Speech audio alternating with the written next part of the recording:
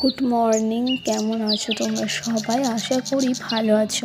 আমিও কিন্তু অনেকটাই ভালো আছি। তো বড়োদেরকে প্রণাম ও ছোটোদেরকে অনেকটা ভালোবাসা জানিয়ে আজকে আমি আমার ফার্স্ট ব্লগ করছি। সত্যি কথা বলতে আমি সেইভাবে গুছিয়ে কথা বলতে পারি না, এইসব ব্যাপারে আমার কোনো এক্সপিরিয়েন্স নেই, তো তাই সবাই একটু মানিয়ে নিও।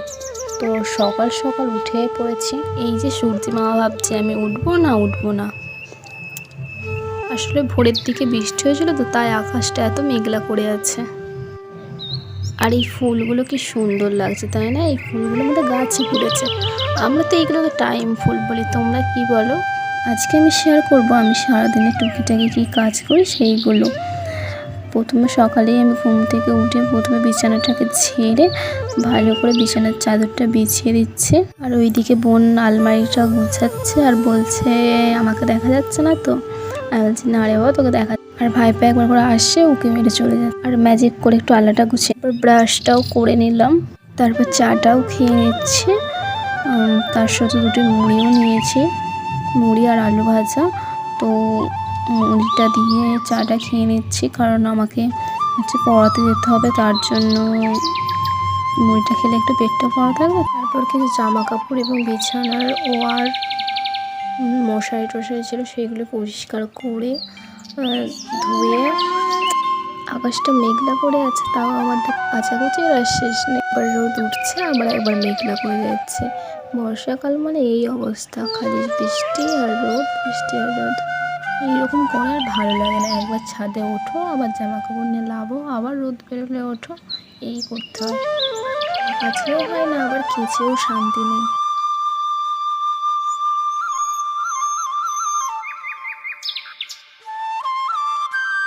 আর এই যে পড়েছে আমার চুল নিয়ে, দিন দিন যেন ঘোড়ার ল্যাজের মতো হয়ে যাচ্ছে। মাথা আঁচড়ালেই যা চুল উঠছে, তাই এর ভয়েতে তো মাথা আঁচড়ানোই বন্ধ করে দিয়েছি। ইচ্ছা করে যে চুল ফুল কেটে পুরো ন্যাড়াই হয়ে যায়, তাই জন্যই মাথায় এই যে অ্যালোভেরা মাখছি। যদি চুল একটু মোটা হয়, বৃদ্ধি হয়, নাহলে দিন দিন যা চুলের অবস্থা হচ্ছে। অ্যালোভেরা নাকি চুলের জন্য খুবই উপকারী, তাই আমি একটু অ্যালোভেরা মাথায় লাগিয়ে দিচ্ছি।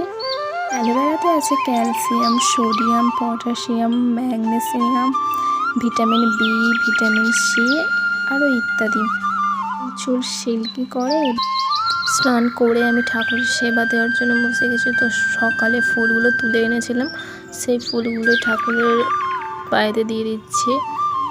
তারপর ঠাকুরের খাবারটা দিয়ে ধূপ দিয়ে প্রণাম করে নিলাম। সত্যি কথা বলতে তখন খুবই খারাপ লাগে, যখন আমরা এত কিছু করে দেখি যে ভিডিওটা অন করতে ভুলে গেছি, বা ভিডিওটা করার পরে কোনো কারণে সেটা ডিলিট হয়ে যায়, তখন সত্যি খুবই খারাপ লাগে। তারপর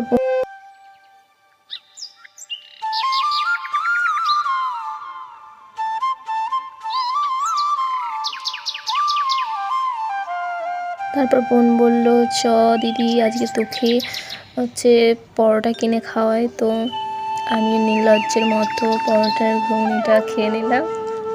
এইদিকে বোন শুয়ে শুয়ে বলছে যে আমাকেও তো একটু দিবি না কিনা, তুই একাই খাবি। আমি তো একাই খেয়েই যাচ্ছি।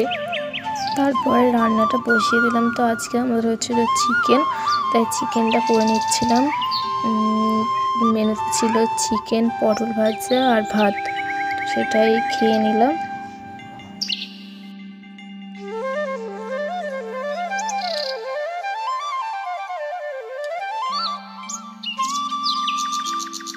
আর এইদিকে আমাদের চুনিয়া ছাদেতে শুয়ে আছে, ও তো খালি ঘুম থেকে উঠে বিকেলে একটু লেবু দিয়ে শরবত করে নিলাম। তারপর কিছু জামা কাপড় ছিল, সেটাকেও গুছিয়ে নিলাম। তারপর সন্ধ্যাটা দিয়ে দিলাম। তো সন্ধ্যা হয়ে গেছিলো, তার জন্য সন্ধ্যাটা দেখিয়ে দিচ্ছিলাম।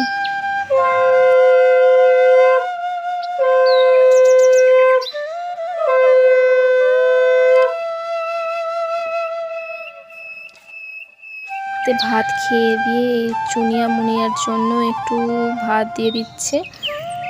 না এদের নাম চুনিয়া মুনিয়া নয়, এর নাম হচ্ছে বিকে।